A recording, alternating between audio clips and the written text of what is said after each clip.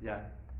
Continuamos con la serie en esta segunda parte de la enseñanza que hemos denominado el fundamento de nuestra fe. Amén. Y la clase pasada estuvimos viendo parte de lo que es la palabra de Dios, ¿no? Y en esta clase vamos a comenzar hablando de lo que es el Padre. En esta clase estaremos viendo el Padre, el Hijo, el Espíritu Santo y parte de la Trinidad, viendo los conceptos claros que tenemos que tener de cómo operan, ¿no? estos tres seres maravillosos, infinitos, divinos, para aclararnos y también para librarnos de algunas confusiones, ¿no? Así que vamos a comenzar, allí ustedes tienen una fotocopia y vamos a comenzar viendo cómo Dios se manifestó a Moisés cuando Moisés tuvo que liberar al pueblo de Israel. Y él le dijo a Moisés, le dijo, yo soy el que soy. Eso aparece en Éxodo 3:14, ¿verdad? La verdad fundamental de la fe cristiana reside en lo que la Biblia nos enseña acerca de Dios, porque nuestra comprensión sobre este tema moldeará nuestro conocimiento de la fe cristiana. Dios es el infinito y perfecto Espíritu, un ser que creó y sustenta el universo, y todo lo que hay en él se revela a nosotros como el Padre, Hijo y Espíritu Santo. Participa en la historia y en las personas para llevar al mundo al destino que planeó desde el comienzo. ¿Amén? Y cuando el primer nombre que se revela de Dios, que después ustedes van a ver los nombres también, es yo soy el que soy, ¿no? Cuando Dios le pregunta, cuando Moisés le pregunta, ¿no? Yo soy el que soy.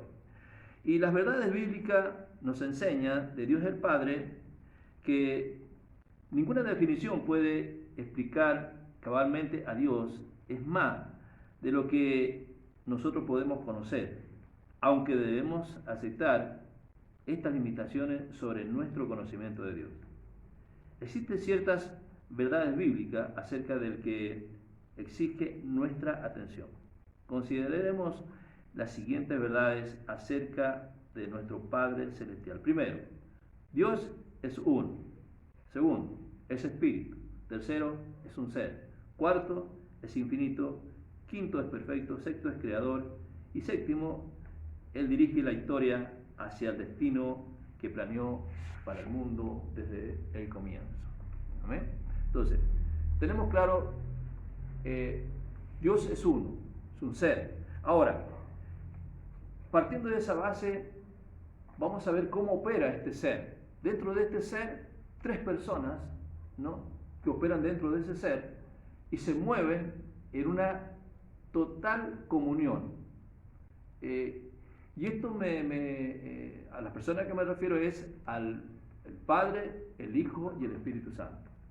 ¿Amén? Entonces, cuando el Señor le dice a este concepto de Padre, en el Antiguo Testamento rara vez aparece. Aparece, por ejemplo, en el libro de Éxodo 4:22, aparece no con la palabra Padre, sino aparece cuando el Señor le da una orden a Moisés, al faraón, para que libere a Israel. A Israel lo llama como hijo. Le dice, deja ir a mi hijo. Porque si no dejas ir a mi hijo, va a ver lo que le va a pasar a tus hijos. ¿No? ¿Me explico? O sea, ahí se menciona, se hace claramente, se hace notar como padre. Pero no era el concepto del Antiguo Testamento. Entonces, de hecho, el Antiguo Testamento los judíos tenían por padre a quien comenzaba una familia, etcétera, se le llamaba en el concepto de padre. Pero ahí aparece claramente el padre operando. Ahora, una de las confusiones que trae cómo se mueve el Padre, este ser, cómo se mueve, dentro de este ser, cómo se mueve estas tres personas llamadas Trinidad, ¿no? Quiero explicar un poquito para que después usted lo va a repasar y cualquier pregunta después la tratamos de ampliar, pero es que ahí es cuando verdaderamente aparece esta cuestión a veces de discusión, ¿no? Y cuando, por ejemplo, distintas religiones en el mundo, por ejemplo los musulmanes, ellos creen en un solo Dios. Entonces ellos, cuando conquistan parte del mundo, del Oriente, ellos no aceptaban, ¿no?, que, por ejemplo, los paganos tuvieran muchos dioses, o los cristianos creyeran, según ellos, en 3 dioses. ¿Me explico lo que quiero decir? Y no es que sean 3 dioses, no, es un solo Dios, ¿no? Un ser donde operan 3 personas en una infinita comprensión y comunión que no se contradice en ningún lado, bajo ningún concepto, ¿no? Y esto yo pensaba un poco esto, y se lo voy a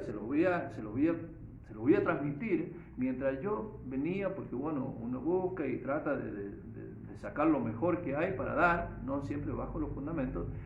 Y cuando se habla de este concepto de padre, ¿no?, básicamente en el Antiguo Testamento aparece en Isaías 63, aparece en Oseas 4, pero básicamente en el Nuevo Testamento aparece más de 170 veces, ¿no?, nombrando a Jesús, al Padre.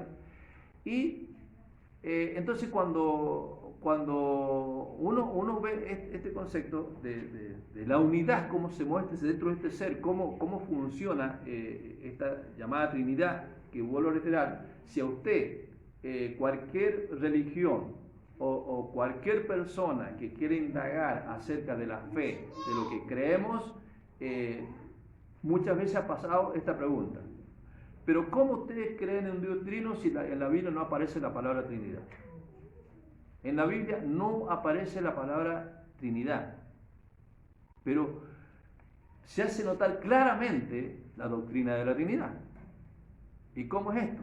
Y claro, creemos en el Padre, en el Hijo y el Espíritu Santo actuando en un mismo sentido, con un mismo objetivo, ¿me explico lo que quiero decir? Y bajo un mismo concepto. Esta lucha fue claramente lo que el diablo quiso hacer con Jesús en el desierto, lo que quiso hacer en el bautismo, etcétera, etcétera. Entonces, cuando hablamos de eso, de hecho los musulmanes los mataban a los creyentes o a los paganos que creían en muchos dioses, porque para ellos había un solo Dios, como lo hay para nosotros. Nosotros tenemos un solo Dios verdadero, ¿me explico? O sea, que es el Padre operando, y el Hijo y el Espíritu Santo operando en un mismo plan desde la eternidad. Los 3 son divinos y infinitamente eternos. ¿Me explico? Entonces, ahora, yo pensaba esto: cuando hablamos del Padre, hablamos del Hijo y hablamos del Espíritu Santo, ya los vamos a ir viendo, pero ¿cómo estas personas operan en el reino? Estos seres operan en el reino de tal manera que no se contradicen. Entonces yo cuando pensaba esto, digo, si ellos dentro de este ser opera una comunión, una honra, me explico lo que quiere decir entre ellos, porque el Hijo honra al Padre, ¿sí? ¿Me explico? O sea, Jesús honró al Padre, el Espíritu Santo honró a Jesús, y los dos honran al Padre. Entonces, digo yo, a veces uno se pregunta, yo me preguntaba y decía, Señor, qué maravilloso, porque estos 3 operan en nuestras vidas, ¿sí?, con un propósito de llevarnos al destino final. Ahora, qué impresionante es esto, porque si uno ve al Padre, por ejemplo, nos vamos a adelantar un poquito, pero por ejemplo cuando oramos el Padre Nuestro, danos el pan, etcétera, etcétera, como la providencia, ¿no? Vemos a Jesús como el Redentor, como el buen pastor, y vemos al Espíritu Santo como el guía, como el que nos enseña y como el que nos revela. Entonces, si eso opera en este ser llamado Dios, ¿no?, sin ningún tipo de controversia, al contrario, vuelvo a reiterar, en una perfecta unidad, entonces si opera en él, es la misma operación que debería haber en cada persona que cree también. ¿Me explico? Una perfecta comunión, unidad, en obediencia, ¿no?, a lo que cada uno es en nuestras vidas. Porque a veces decimos, bueno, sí, yo creo en Dios y oro a Dios, sí, pero no obedezco a la guía del Espíritu, por ejemplo. Y no concuerda porque ya no hay esa unidad, ya no hay esa comunión dentro de nosotros. Ya hay una resistencia. Por eso es importante, quizás lo voy a decir antes de tiempo, pero por eso es importante que cuando nosotros decimos, bueno, sí, yo creo en el Señor y creo en el Señor y creo en el Señor, sí, está todo bien. ¿Y el Padre dónde está? ¿Y el Hijo dónde está? ¿Y el Espíritu Santo dónde está? ¿Qué es lo que producen en nosotros? Porque a veces decimos, y esto no es que no se lo merezca, no estamos hablando de merecimiento, estamos hablando de honra a estos tres seres, a un ser donde operan tres seres maravillosamente divinos, a los cuales forma la Trinidad, que a veces se cuestiona tanto, que opera en lo que nosotros hemos sido creados y hemos sido edificados en esta fe para un propósito final. Entonces, creo que nunca debemos de olvidarnos, porque así, el Señor se merece toda honra, ¿y el Espíritu Santo qué? El Espíritu Santo también, el Padre también. ¿Me explico? Entonces, por eso es que ellos, si ellos operaran a veces como nosotros operamos en nuestras vidas, me parece que habría problemas, ¿no? Pero es importante que entendamos las funciones, ¿no? Y cómo se mueven, cómo operan sin contradecirse en ninguna parte de la Biblia. De hecho, esto lo vamos a hacer rápido, ¿sí? Simplemente vamos a ver, por ejemplo, dice, ideas erróneas acerca de la Trinidad, ¿no? A lo largo de esta doctrina, la comunidad cristiana ha rechazado un buen número de explicaciones planteadas a lo largo de varios siglos. Un examen breve nos ayudará a comprender la Trinidad y aclarará lo que es. La Trinidad no es una sucesión de formas en que Dios haya aparecido en la historia. ¿Está claro? Amén. La Trinidad no es una forma, ¿me explico? No es una forma en la que Dios haya aparecido de distintas formas en la historia. No. Ahora lo otro. Por ejemplo, Dios no se manifestó exclusivamente como Padre en la época del Antiguo Testamento, luego como Jesús durante el Nuevo Testamento. ¿Me explico? Es una parte errónea de la interpretar la Trinidad.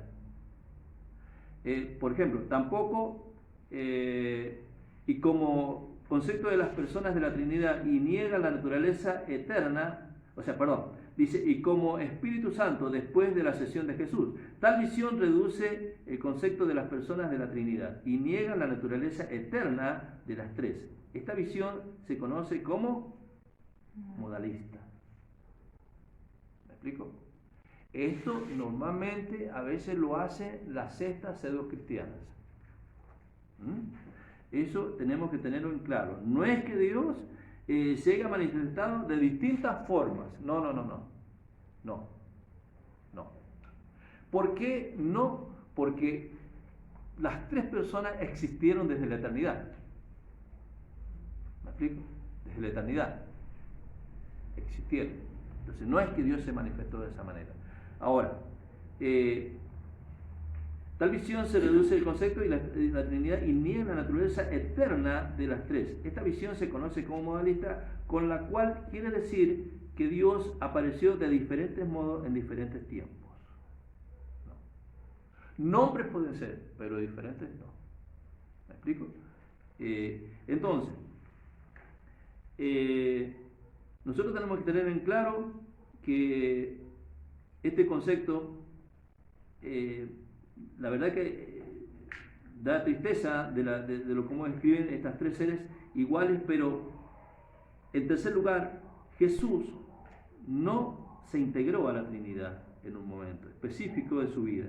Esta visión propone que en alguna etapa de su vida, generalmente se piensa que después del bautismo, Jesús humano fue adoptado por el Padre, momento en que fue hecho divino. Este concepto llamado adopcionismo aucionismo declara que el Espíritu Santo confirmó divinidad a Jesús, divinidad a Jesús cuando el Espíritu Santo descendió en la forma de una paloma. Todas estas cosas son erróneas, porque, vuelvo a reiterar, Jesús siempre existió. El Espíritu Santo siempre existió. ¿Me explico?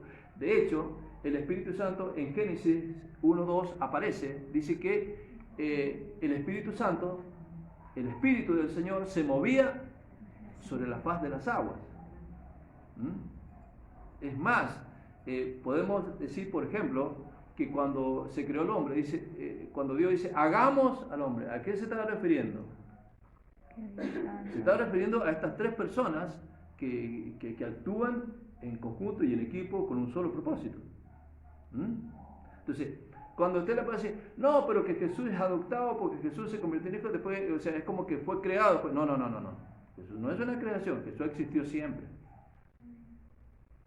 Esto muchas veces lo aplican las sectas, ¿no? ¿Me explico? Y no es así. Jesús es divino. Jesús es 100% hombre y 100% Dios. Con el mismo poder, las tres personas. Amén. Entonces, ahora, una explicación de la Trinidad. La palabra Trinidad, vuelvo a reiterar, no se encuentra en la Biblia. La creencia en la Trinidad es una forma de entender lo que la Biblia enseña acerca de Dios.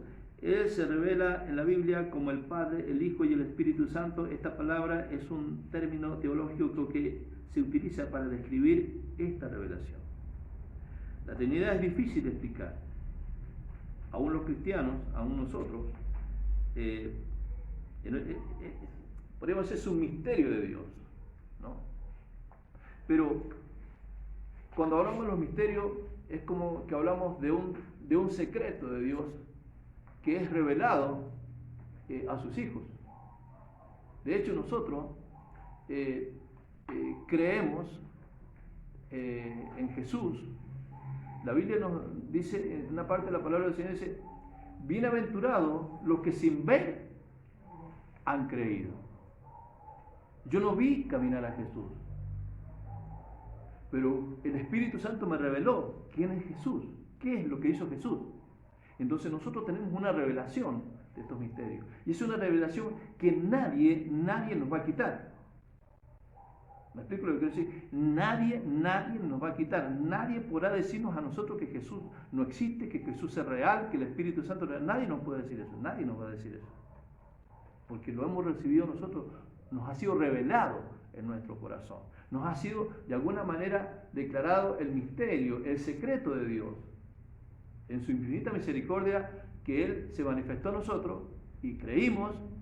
¿Me explico? A partir de ahí nosotros, a través de la palabra de Dios, el Espíritu Santo nos hace ver y empezamos a recibir esto que está escondido a la mente natural. De hecho, todas estas cosas, dice la Biblia que la palabra de la cruz es locura a los que se pierden. O sea, la gente que se pierde, la que no tiene la luz de Cristo, es locura todo esto. ¿Me explico? Es locura. No lo pueden entender. Por eso dice que la Biblia no se puede discernir, razonar, sino se debe discernir espiritualmente. La palabra de Dios, la única manera que nosotros podamos decir amén a esto es que el Espíritu Santo esté en nosotros. Y hablando ya de las tres personas, no se pueden separar. Si bien es cierto, después vamos a ver cómo Pedro, esto lo van a ver ustedes, ¿me explico? Pero el concepto de Padre es que Dios es uno solo. Oye, Israel, Jehová, uno es. ¿No? Por eso en algún momento vamos a ver lo que es la numerología, la importancia de la numerología también, ¿no? Cada número tiene su significado y es tan importante en la Biblia. Por eso es importante que entendamos este concepto. Dios el Padre es uno, y cómo operó y cómo opera. Y de ahí se desprende esta Trinidad, de la cual ha traído muchas veces tanta confusión, ¿no? En las religiones, y nos quieren hacer creer, algunos hacen creer que el Espíritu es una fuerza, que Jesús es solo, etcétera, etcétera.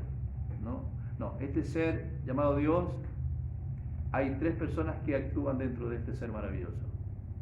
Amén. Y Vamos a ir rápido, ¿no?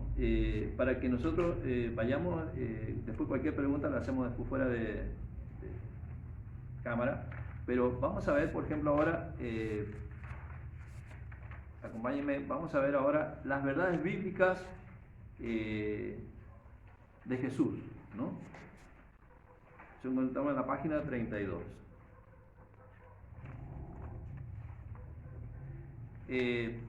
A veces hay preguntas que hace la gente, o se preguntan, ¿no?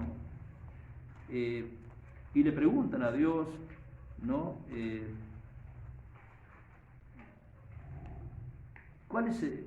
¿Qué se propone Dios?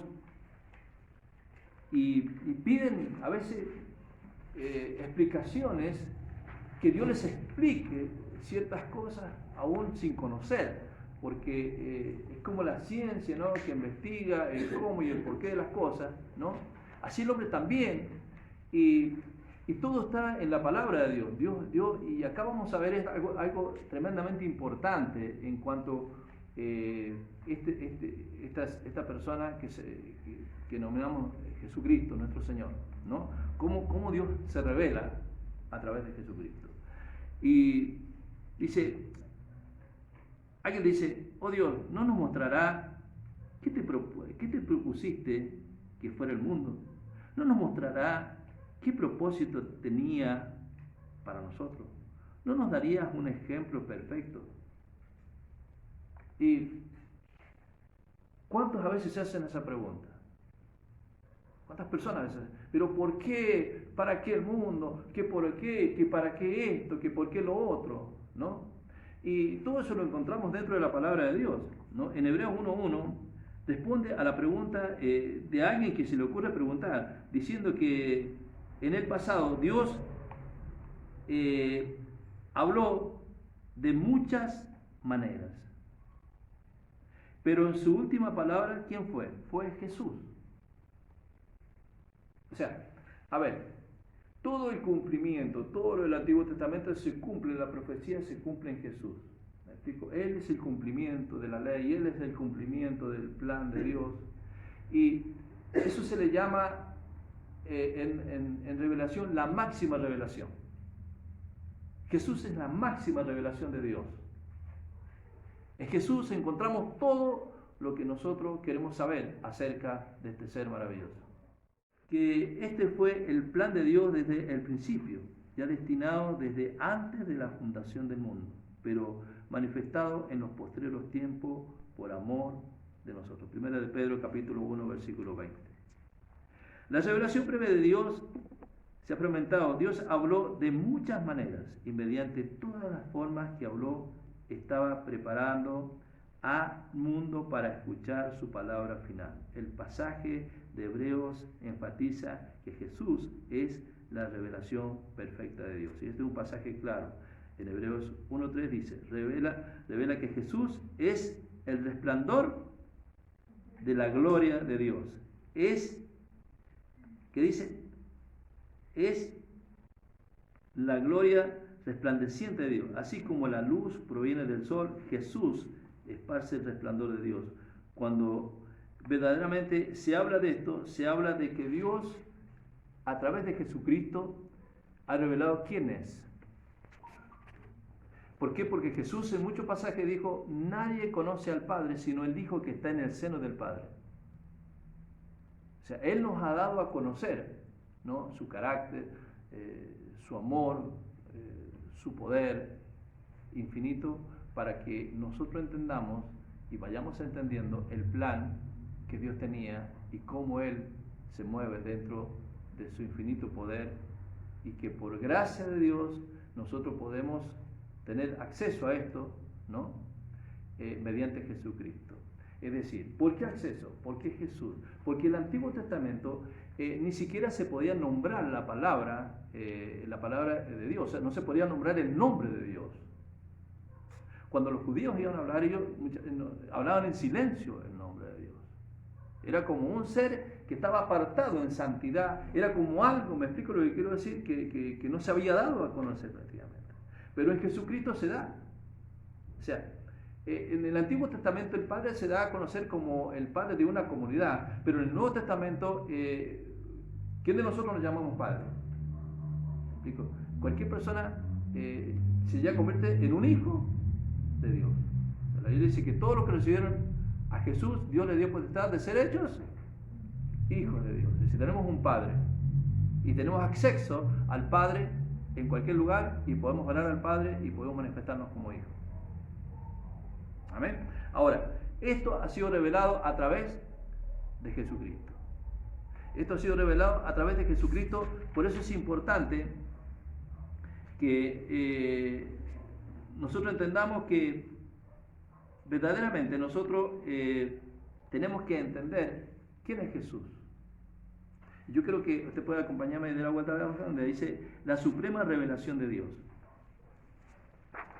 Y esto nos va a ayudar para que nosotros seamos librados de ser engañados muchas veces por sectas o personas que lamentablemente muchas veces no tienen en claro estos conceptos de la Trinidad y de cómo este Dios verdadero actúa en la historia, actúa y seguirá actuando, porque Dios sigue trabajando, ¿no? Para llevarnos a un propósito final. Y acá la suprema revelación de Dios, que ustedes lo pueden leer bien, dice: la primera prueba de una secta falsa es lo que enseña acerca de Jesús.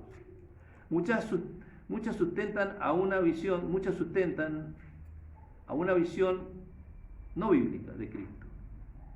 Creen algunas otras revelaciones invadían la de Jesús. Cualquiera que sean las afirmaciones que una secta haga sobre su compromiso con Jesús, si no se le da a él el primer lugar como la revelación final y completa de Dios, su enseñanza es falsa. Jesús es la revelación final. Por eso recuerdan que Apocalipsis dice, cuando se le revela Jesús a Juan, ¿no? Eso lo encuentran en el capítulo 1, 7, 1, 11, aparece 4 o 5 veces en los 3 capítulos donde el Señor le dice: yo soy el alfa y el omega, el principio y el fin de todas las cosas. Jesús es el principio y el fin de todas las cosas. ¿Me explico? Entonces cualquiera que lo saque de ese lugar se convierte en algo falso, en algo que no va de acuerdo a lo que ese ser es. Por eso, acá en la iglesia, como quizás en otros lados, hay personas, hijos del Señor, que primero dicen, primero Dios.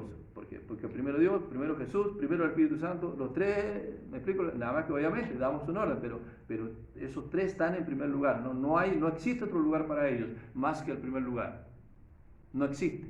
Para Jesús no existe otro lugar. En nuestras vidas no debe existir otro lugar que no sea el primer lugar para nosotros. El primero y el último.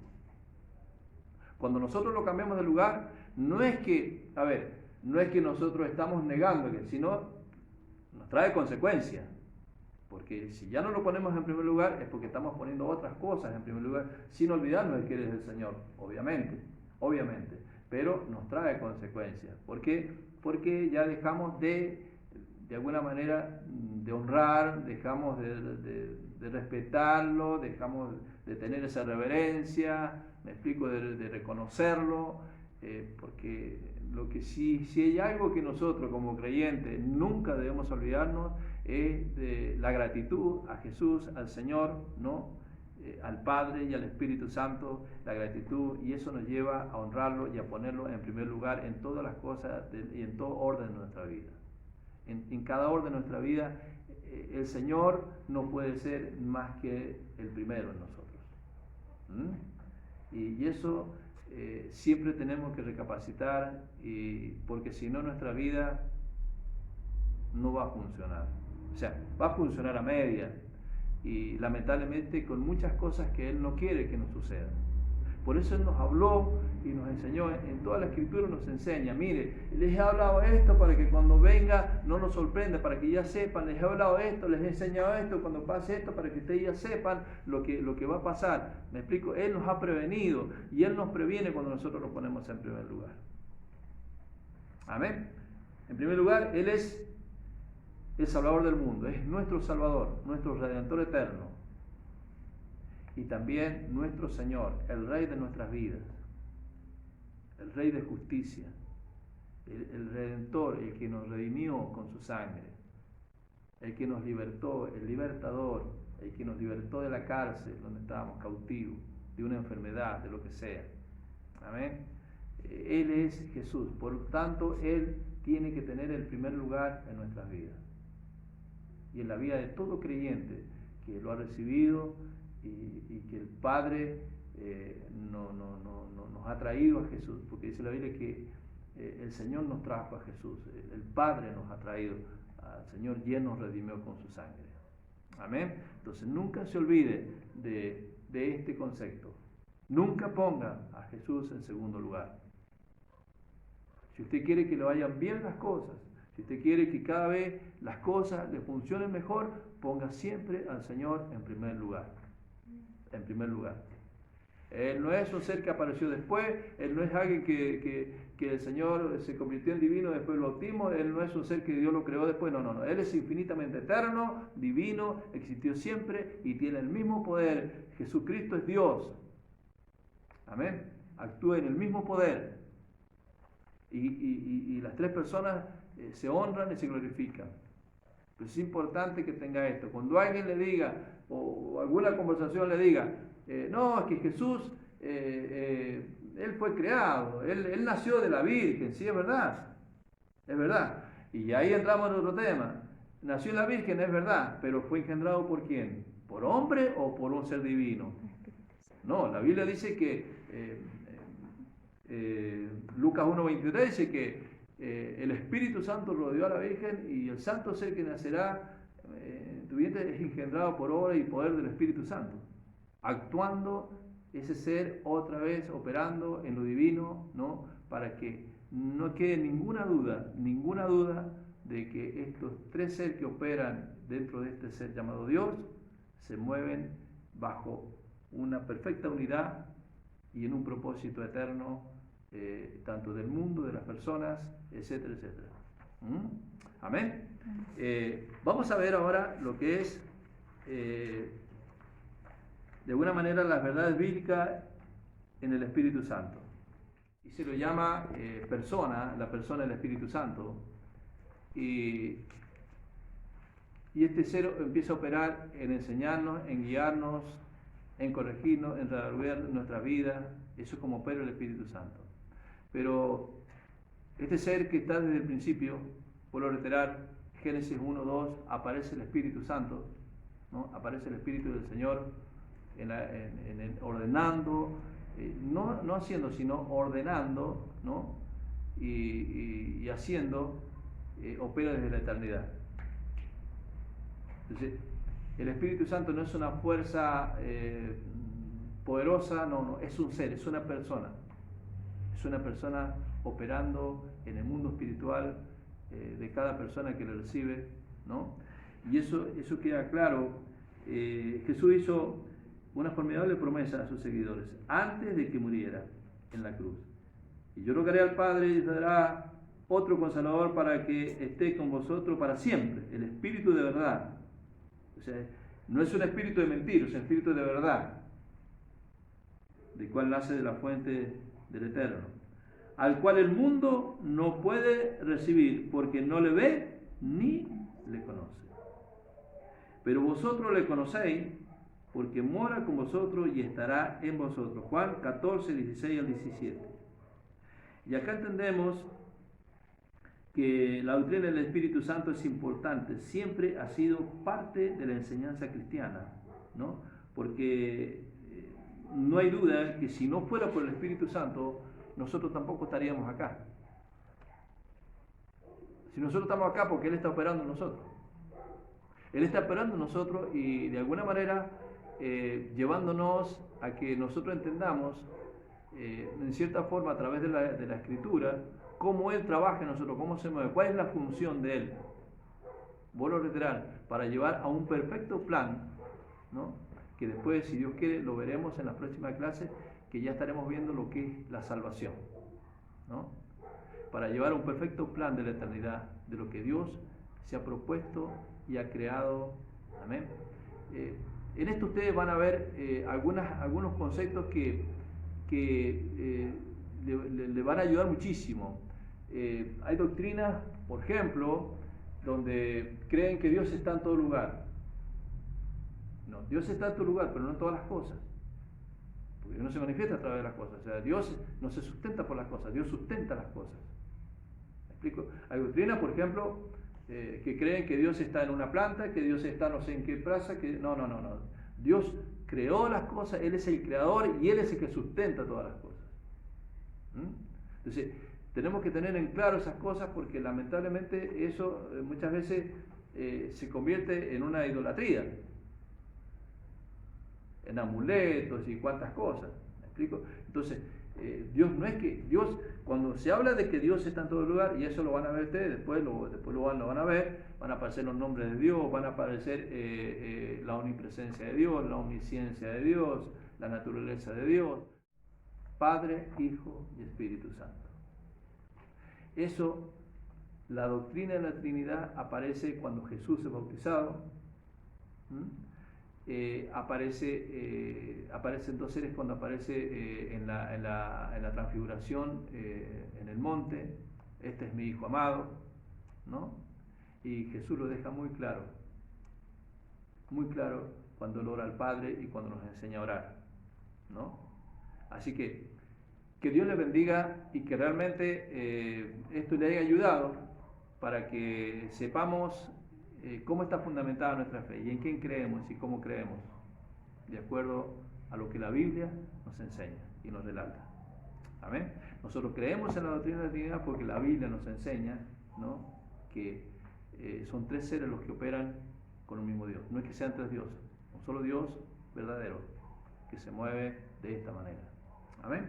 Así que Dios les bendiga y nos vemos en la próxima. Que Dios les bendiga mucho y nos vemos el próximo martes si Dios quiere.